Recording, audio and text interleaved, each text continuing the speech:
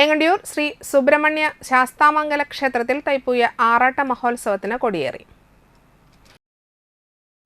വൈകിട്ട് ദീപാരാധനയ്ക്ക് ശേഷം തന്ത്രി NV ബൈജുരാജ് കൊടിയേറ്റ കർമ്മം നിർവഹിച്ചു.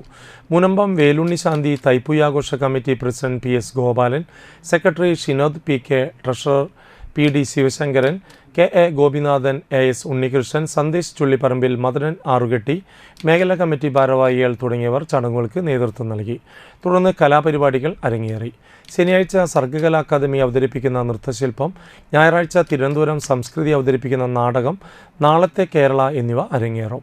തിങ്കളാഴ്ച വൈകിട്ട് പള്ളിവേട്ടയും മേഖലാ ആഘോഷങ്ങളും നടക്കും.